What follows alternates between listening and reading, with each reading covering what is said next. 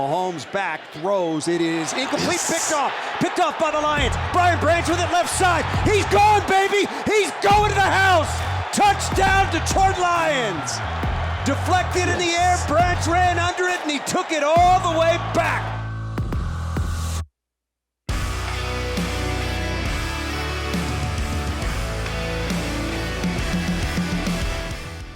It's week 6 of the NFL. Welcome to the 20 in the Huddle podcast presented by Microsoft. And it's a huge matchup this week in Baltimore against the 4-2 Ravens.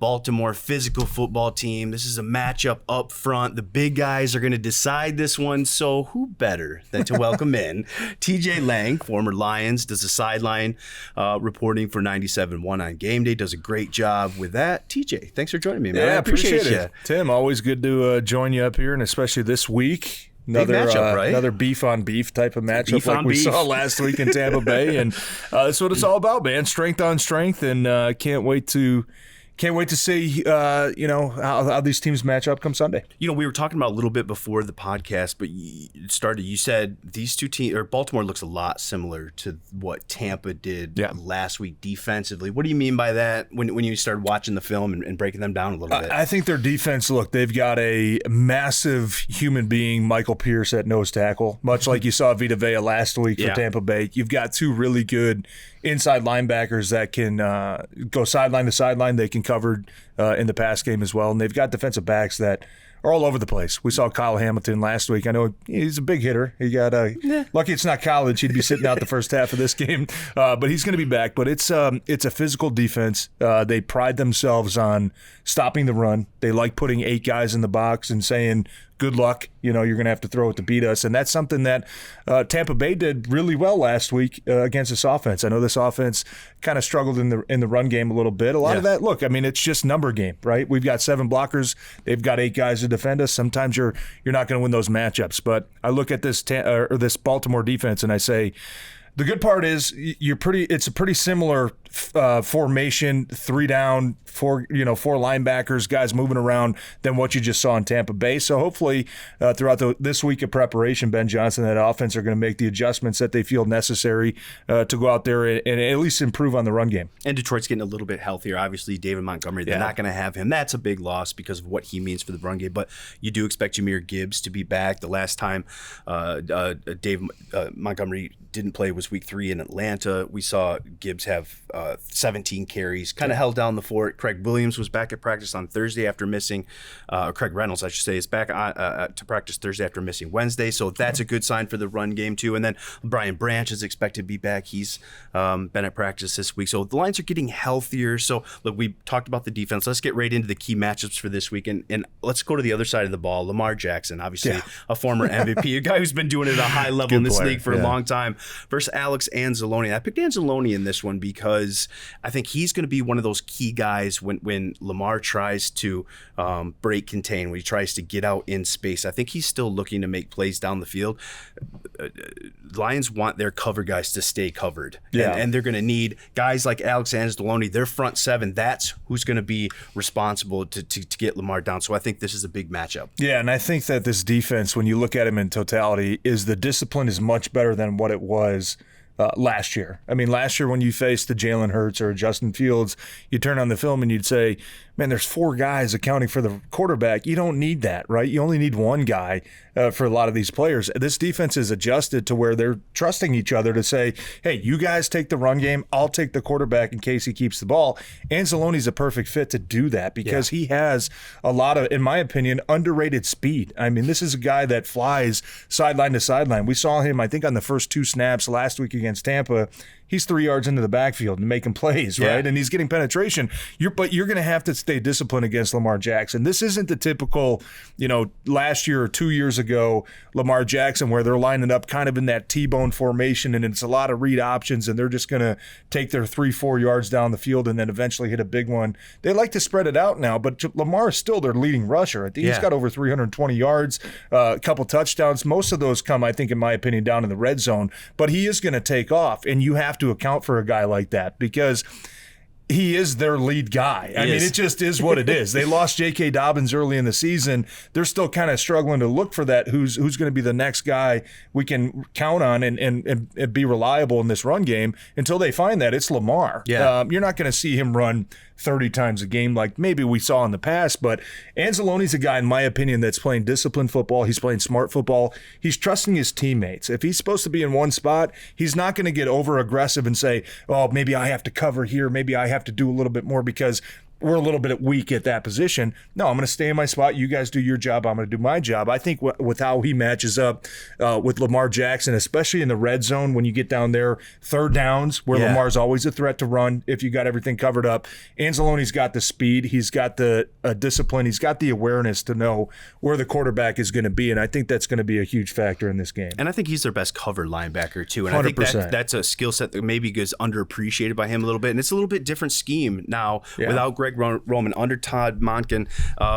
They want to make him a drop back passer a little bit. There's not those designed runs. So I think to your point, when he is running, it's maybe when something breaks down or the coverage is good and he tries to do something, that's where having a speed guy like Alex is just going to be so terrific. Yeah, it's going to be huge. And you talk about, their I know Zay Flowers is kind of their leading receiver right now on the outside, but this offense is kind of built around their tight end, Mark Andrews, and he's going to have to do a nice job of, especially a lot of these play action passes. I think the Lions have done a much better job. Really, the Seattle game was the one game this year where you say, man, we struggled. We were just too aggressive. We let too many tight ends get behind us into the secondary where they're running wide open. They seem to fix that a little bit in the last 3 games. This is going to be a game that's going to test them again. Everybody, when you talk about the run game, you take pride in the run, and I think Coach Campbell said, hey, when teams try to run on us, like that's a challenge against our manhood. We want to step up and we want to stop the run. Well, other teams know that too, and they can kind of use that against you to say, well, we know they're going to be aggressive. They don't want us to run the ball on them.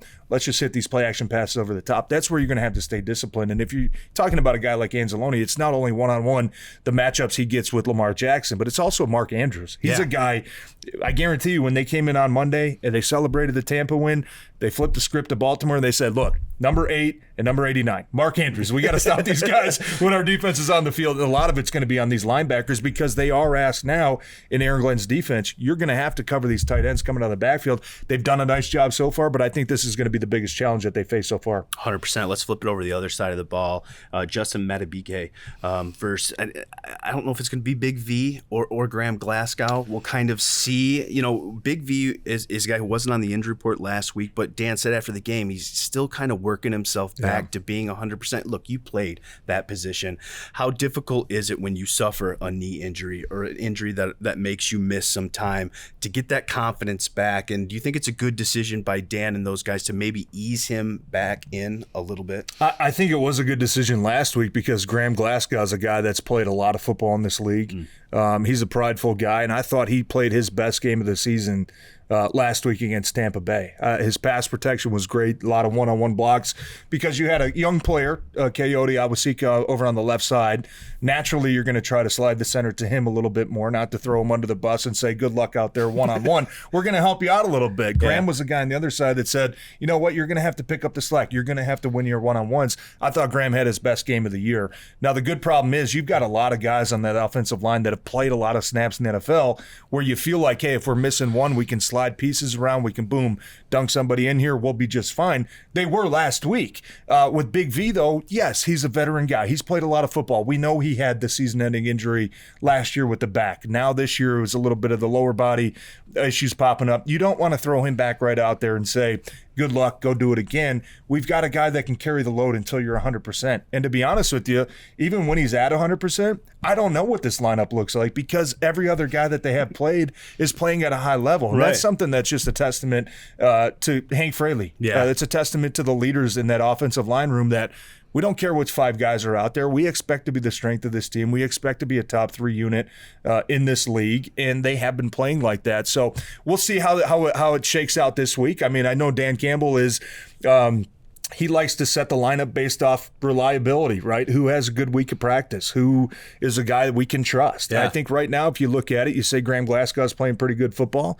Awosika stepped up nice last week. Can we move pieces around? They're going to find the best 5 guys that can go out there and take on this Lions defense, but it's going to be earned throughout the week of practice. And they have a tough challenge this week. Really tough. You look at this front, 24 sacks by Baltimore leads the NFL. They have 11 different guys teach with at least 1 sack. Yeah. And so it comes from all 3 levels, all over. They have at least 4 guys with 3 sacks. I mean, they're really good. And look, Matabike's been leading the way with them with 4.5. And look, every quarterback will tell you the worst pressure they can face is that pressure up the middle, right? When you've got a guy like an Aaron Donald or a Chris Jones, those guys that are double-digit sacks guy. And look, Matabike is a guy who's got 4.5 sacks, leads them, pretty good 3 technique. What do you see from film on him? Yeah, and coming 2 last week, I think, against Tennessee. He's a dynamic 3-tech rusher. I mean, he's not going to line up at the nose tackle. He's not going to line up over the tackles. He's going to be a 3-tech, and he plays both sides in that kind of underfront 3-4 Okie that Baltimore likes to play.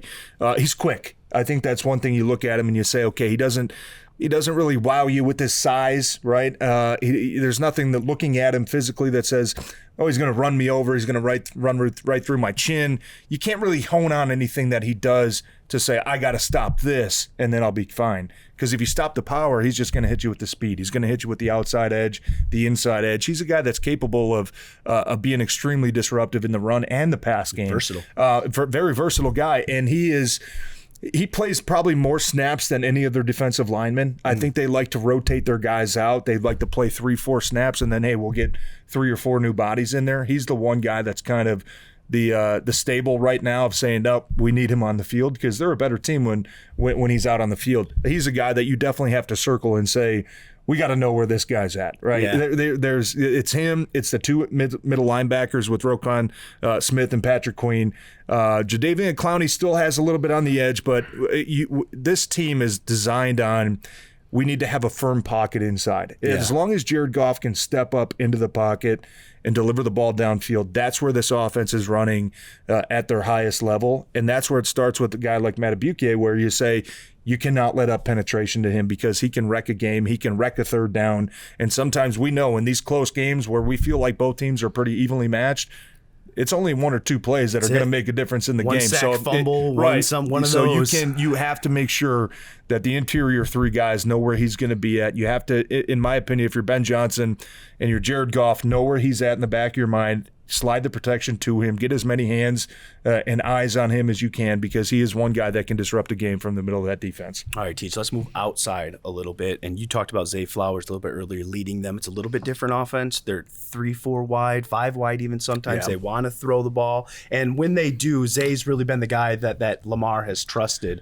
Guy leads them in receptions, leads them in receiving yards.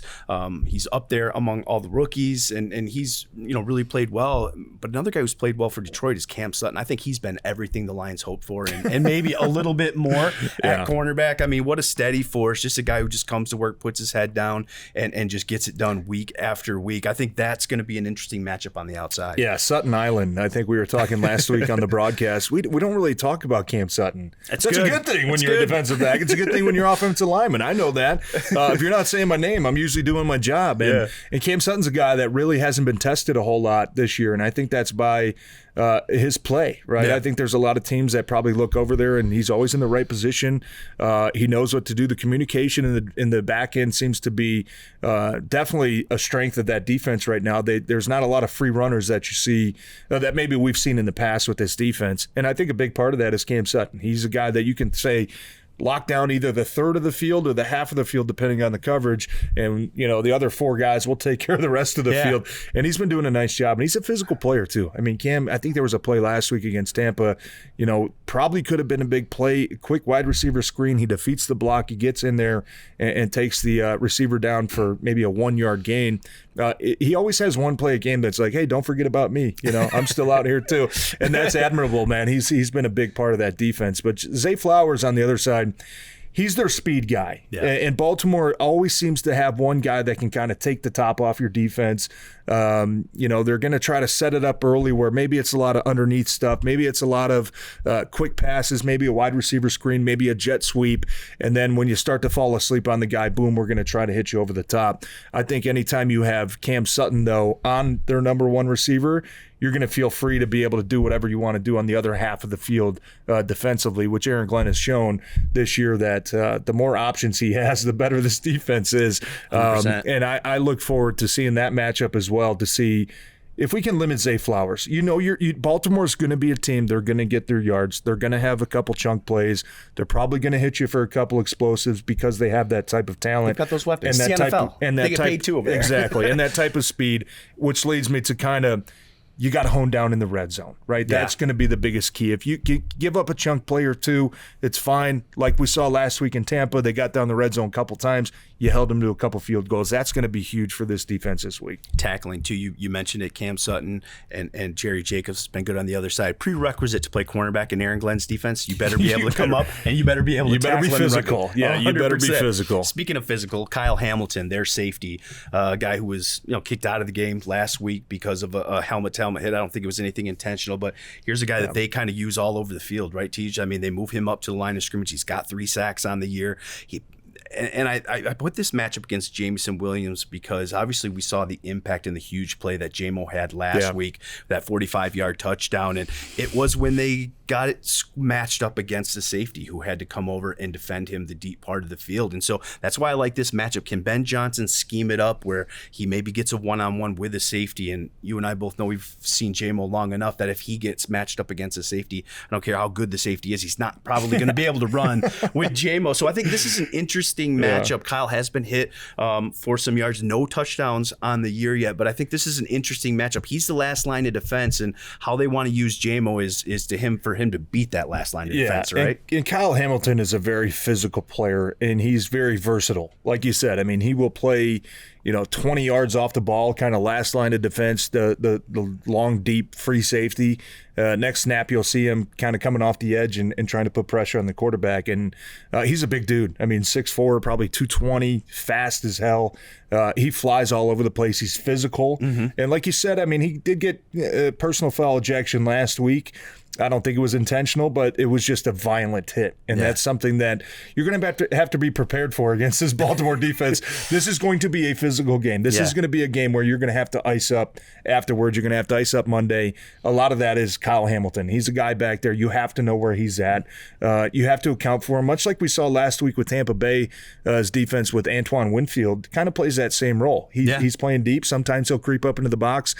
You have to have eyes on him. You have to account for this guy. But you're right. I think J-Mo, that touchdown last week just felt like a huge weight probably lifted off of his shoulder, builder, right? 100%. And even 2 snaps before that, we saw the deep kind of come back on the sideline. Great route.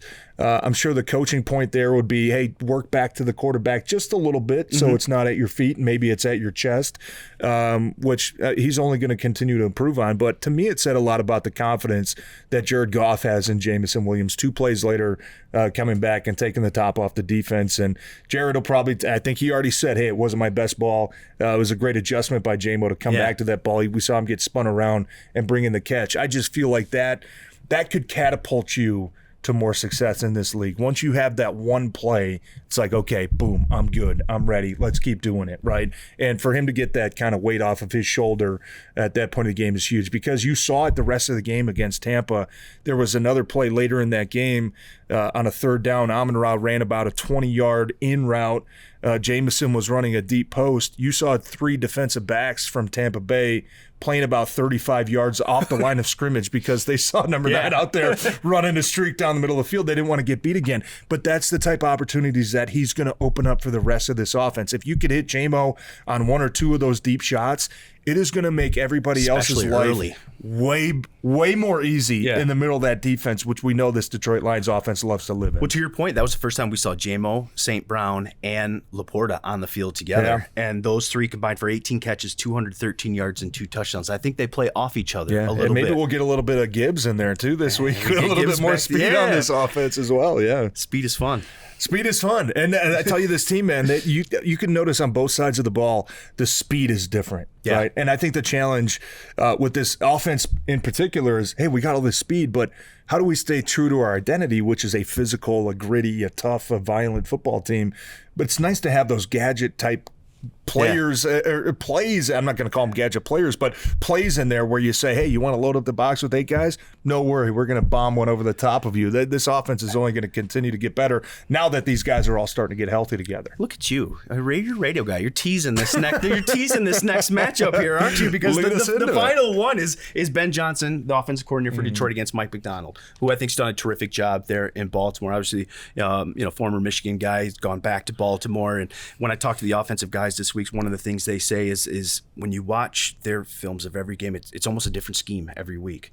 They're very scheme specific to their opponent, and I think that's a trait of a good defensive coordinator. It's not like, hey, this is just what we are, what we do. You obviously have your own principles and your own beliefs, but you can change things up based upon the opponent that you think gives you the best advantage. And I think Ben Johnson on our side does that exact same thing. And so I think this is going to be kind of one of those terrific matchups within the matchup against arguably one of the best offenses in the league and the best defense Detroit will see all year and one of the best in the NFL. Yeah, it's that cat and mouse game you talk about when you think about coordinators, and we're calling this because we think they're doing that, right? Or the tendencies say, hey, on second and short, this is what they're doing. I think the good part about Ben Johnson, watching the film, there's not a whole lot of tendencies right now. No. I mean, he does a great job of mixing up personnel, mixing up motions, mixing up, the formations that he has with different guys that you can't really hone in and key in on one specific aspect with, hey, every time we see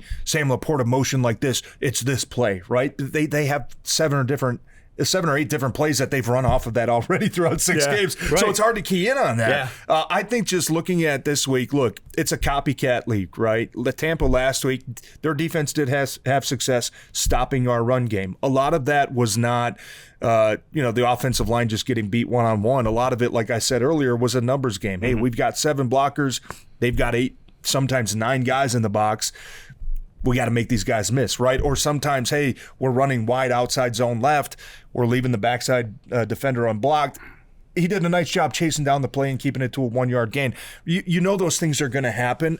It's a copycat league. I'm sure Baltimore's looking at that too. Their defense coordinators are looking at that and saying, hey, anytime we get this motion, hey, just hug the line, right? Go make the play. Ben Johnson, how do you counteract that? How do you throw in some of these play action passes now where you say, hey, we've shown the run off of this formation and off of this motion 5 or 6 times now. Guess what? Next time we do it, we're going to bootleg out. Hopefully we got somebody wide open. That's how you take defenses out of being over-aggressive against your run game. And that's going to be a huge key, I think, this week. It's going to be much like last week where you're going to have to be really good in situational football. You're going to have to be really good in third down. Lions were great on third down, especially in the second half against Tampa. Yeah. You're going to have to be really good in the red zone, offense and defensively. This is a great red zone Baltimore, defense. You just look at the stat, but their red zone defense is really good. But you look at Baltimore's offense, I think it was the first 4 games, they were scoring touchdowns about 85%. The last 2 games, we saw it last week in London, they kicked 6 field goals in that game. That's a lot for a kick. That's a really good job by the defense, forcing that many field goals. So it's going to be that red zone type and the turnovers too. The Lions have really seemed to turn a page the last couple games where, hey, they were kind of playing with fire a little bit against Atlanta. Against Seattle, we obviously saw it hurt them. Against Green Bay, right? A couple turnovers in there. They're playing with fire. They've seemed to turn that page a little bit offensively. We're taking care of the football defense. Give us an extra possession. In games like this that I think are going to be close, that I think are going to be strength on strength, it might turn out who's got the ball last. A lot of times you look back at it and you say, yep, they had the 1 turnover. We gave them a short field. Those 3 points made a difference. I think situational football is going to be much like last week. It's going to be the most important thing about this game as well. 2 coaches that really love special teams too. Maybe a big special teams You feel like Khalif Raymond is kind of due for one, don't you? Week. You feel like he's due, and I almost said it last week. I wasn't quite comfortable saying it yet against Tampa, but you feel like in this game, and then look, I mean, this might be a very similar game to what we saw last year at New York, right? When we played the Jets. Hey, they're a tough defense, man. It's going to be hard. Points are going to be hard to come by. That game? Khalif Raymond punt return, right? This might be one of those games where you say you might. Last week we got against Tampa Bay in the second series with Jerry Jacobs. I'm sorry, Will Harris coming up with the interception off the tip ball. Made a big difference in that game. This might be another game where you say, hey, we might need a spark play from somebody else outside of our offense. Maybe it's a special teams chance to take talking about Ben Johnson, too, I thought it was important last week. Tampa did such a great job stopping the run like you talked about, but you know that now you can put it in Jared's hands. Yes. He can throw the ball 44 times for 353 yards and 2 touchdowns. So the fact that you can be versatile and you can counter whatever the defense does, I think last week showed that with Ben Johnson in this passing game. That's got to make him feel really good. Tej, as always, man, great stuff. I got to have you on more often because I enjoy this segment with you all the time. I'm retired now. I got this is great. Look, we got big boy football in Baltimore. He's the big guy from Detroit breaking it all down. Thank you guys for joining us. We'll be back.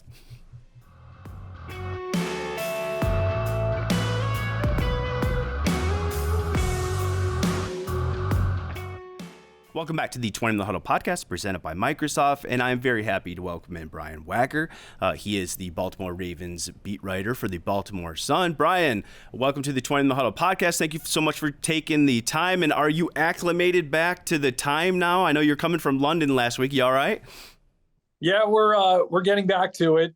Unlike the Ravens, I actually stayed in London for an extra couple of days to try to take in some of the sights of London, but woke up at about 5 o'clock this morning, so I'm still a little bit jet lagged, but spoke to some Ravens yesterday, including Lamar Jackson, and they seem to be working their way back as well. Lamar said he woke up really early. Of course, they flew back right after the game, got in late Sunday night, Monday film review, Tuesday off. Lamar said he woke up early, but then went back to sleep. And is sort of, at this point, another day or so should be fully acclimated back to East Coast time after being London for last week. Yeah, kind of interesting. I mean, normally you see that by, the week after. I know the Ravens, John Harbaugh talked about that a little bit. They kind of wanted their bye to be a little bit later in the year. So it'll be interesting to see if that factors in at all with a slow start or anything like that with Baltimore. But look, one thing that hasn't been slow on Baltimore is that defense. I mean, you guys play some really good defense over there. It obviously starts with the front seven, two of the best linebackers in the league, I think, in terms of a duo. You lead the league in 24 sacks. Is this really a matchup Sunday about best on best with that front seven from Baltimore and an offensive line of Detroit that's considered one of the top 5 in the league? It really is. It's. I think if you look at it, this is probably the most fascinating matchups of the game within the game, right?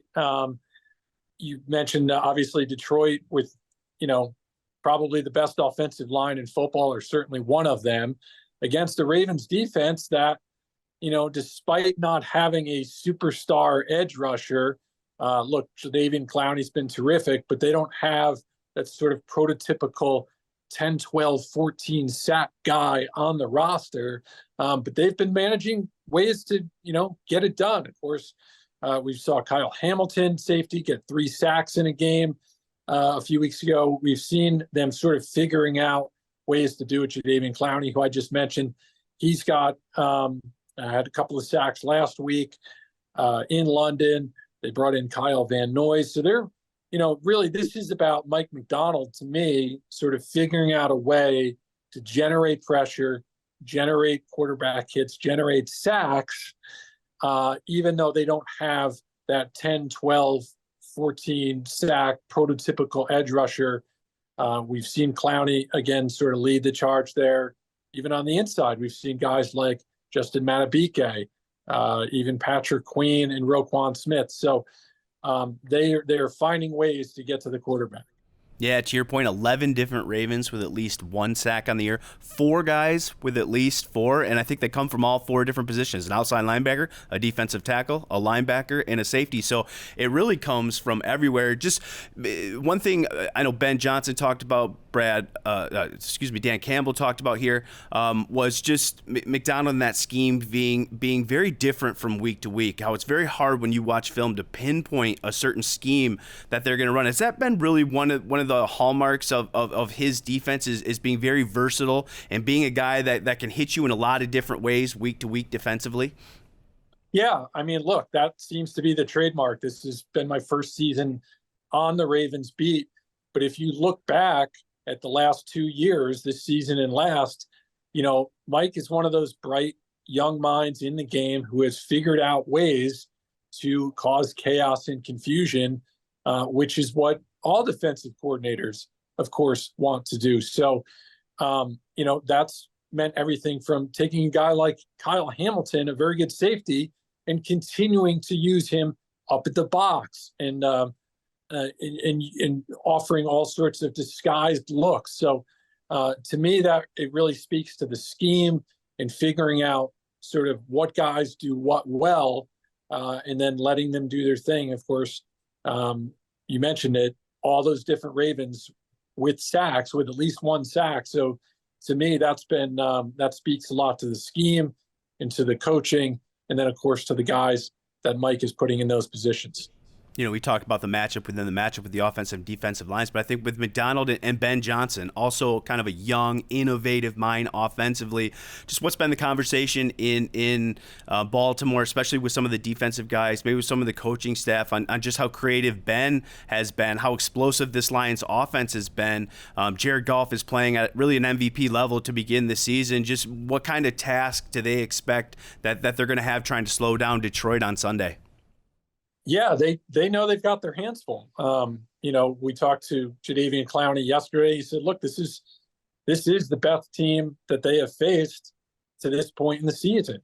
A lot of their wins, you look at it, they've come against backup quarterbacks, against rookie quarterbacks. So, to me, this is the most complete team, top to bottom, offense, defense, and they can, what Detroit brings that the Ravens will see all year. So they're fully aware that this is the best team that they'll have seen at this point, the complete nature from running, throwing, the defensive side of the ball that they're going to go against at this point in the season. So to me, you look at the schedule, and this is probably one of the one or two best games on the slate for this weekend. No, I certainly agree, bro. Offensively, when you look at the Ravens, a little bit different. Obviously, Todd Monken is there now. We've been so used to Greg Roman and his style. How has it been different with Todd? How has Lamar maybe, his game maybe evolved / changed a little bit in this new offense? I know Lions coaches talked about him being more of a pocket passer. That's what they've seen on tape. Still, obviously, very aware of what he can do and how he can hurt you with his legs. But I think defensive coordinator Aaron Glenn called Lamar an evolving passer when we talked to him on Thursday. Just what's been the biggest difference with them offensively under the new schemes? Yeah, certainly a different scheme. Everything from the pace at which the offense operates to really the scheme and the sort of formations that they're lining up in. We have seen a ton of 3 and 4 receiver sets. That said, look, this is a team that still runs the ball quite a lot. This is a team that still relies on Lamar Jackson, or rather Lamar Jackson relying on Mark Andrews quite often. We've seen the emergence of Zay Flowers. He's a guy who leads the team in catches and targets, and they really seem to like him, using him in everything from deep passes to bubble screens to jet sweeps, stuff underneath. So to me, that's the biggest difference, is that you're seeing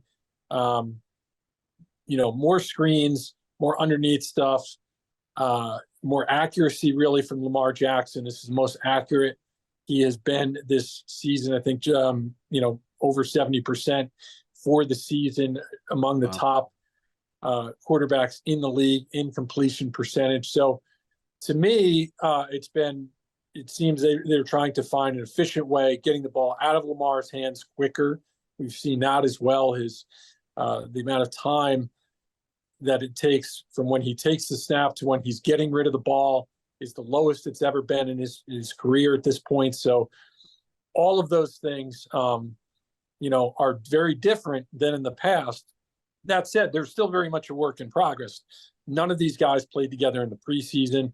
We've even heard them talk about, look, we're still a work in progress. We're still not as good as we can be. Odell Beckham talked about this earlier in the week. So to me, all of those things have been very different, but we haven't really seen this Ravens team click, I would say 100% at this point on offense yet.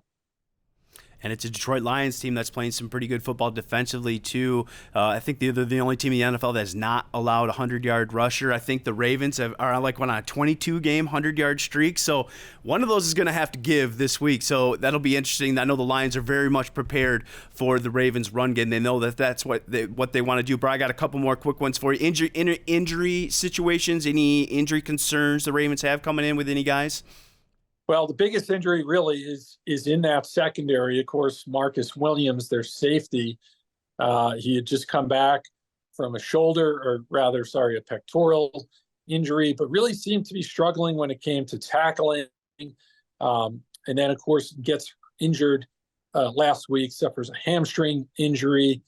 So his status is questionable. Brent Urban, the defensive end, I think he's got a bit of a neck issue, maybe a stinger there.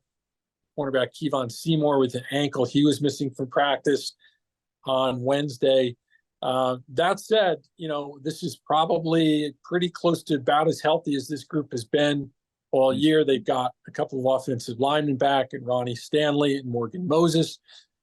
But again, it's a fine line in the NFL. So this is a group that has battled a lot of injuries, really. I think the most injured team in the league through the first 4 weeks of the season, where they lost a ton of players, be it up front, be it in the secondary. Even Odell Beckham, we saw him miss a couple of games. So Rashad Bateman, another receiver, missing some time. So that said, most guys, I would say, seem to be healthy at this point, or at least as healthy as they have been in a while. And lastly, from me, and again, I'm talking with Brian Wacker, beat writer for the Baltimore Sun, does a great job covering everything Ravens over down there in Baltimore. The Lions have taken the show on the road pretty good here in Kansas City, in Green Bay, in Tampa Bay last week. We kind of saw a Lions fan take over. I mean, they've had probably 10 to 15,000, Brian, in each of those road games, and they become loud at the end. Has there been any talk in Baltimore about that? Now, obviously, that's a very well-run organization, a historic franchise in terms of the support they've got from the fan base. I think the expectations maybe not what we've seen in terms of Lions fans on the road, but has that been talked about at all in Baltimore? Has there been any sense of trying to keep Lions fans maybe out of M&T Bank Stadium? Because the first three opponents haven't been able to do it. Yeah, it'll be interesting because, as you mentioned, the Lions fans, you guys travel well. So it will be fascinating. The Ravens have one of the more dedicated fan bases. Mm-hmm. They had a big presence in London. There were a number of fans on my flight over, on the flight back. So it'll be interesting to see if they're able to keep, the Lions fan presence to a minimum. But given what you just said, I would expect there to be some Lions fans there, which could be interesting for sure. But look, Ravens have been, they have a huge fan base at home. And so it'll be interesting to see, again, if they're able to keep those Lions fans away. I know my expectation is probably not going to see as much as we did before, but it should be a terrific game. I think these are two teams that are very evenly matched up. I think it's one of the better games this weekend, and obviously a big game for both teams as the Lions tried to go to 6-1, Baltimore obviously to 5-2. So, Brian, I appreciate you taking the time so much. I can't wait to get down there and enjoy a little bit of seafood. Hopefully the weather's good, and I'll make sure I stop by and say hello. Looking forward to it. All right, thanks, Brian.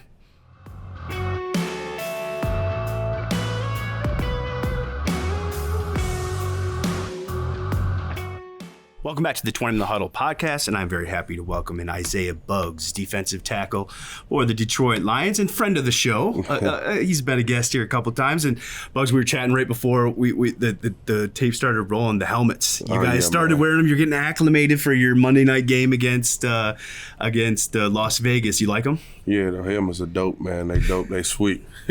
So we all like them. We all excited about wearing those.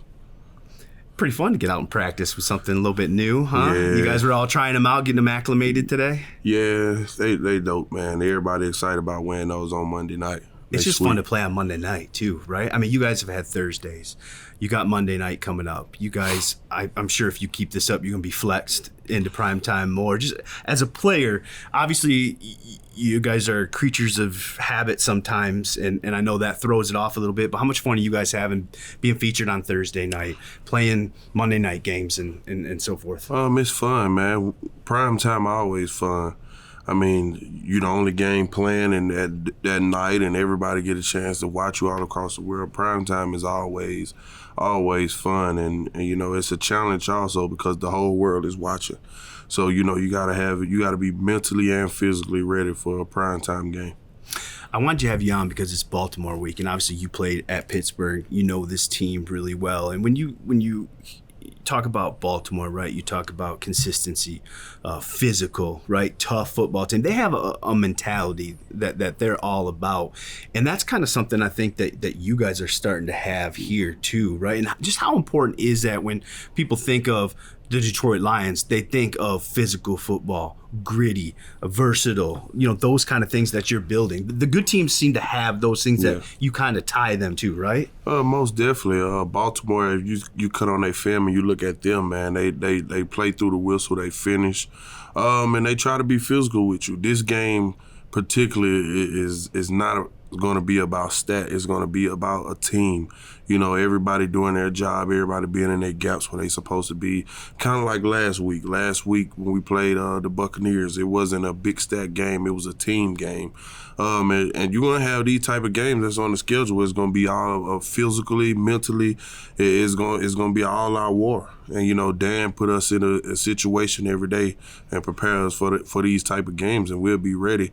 But if you cut on the film, Baltimore, they're a physical team. They play through the whistle, and they want to attack you in different ways and get you out your gap. So we got to be fundamentally sound on everything we do come Sunday. You know, and you guys have been terrific at that, and really dating back to week 2, you know, in that after the loss to Seattle. And trust, Buggs, is kind of like a word. Most I think definitely. When you look, it seems like guys are trusting the guy next to them to do their job, so they don't have to get out of their gap, try to do the job of two guys. Just everybody doing their job, everybody trusting themselves. Is that how good defenses play? Most definitely. AG elaborated on that today, this morning in the defensive meeting. Just doing your job, trusting the guy that's behind you, trusting the guy that's on the side of you that they're going to do their job, and not try to be a hero.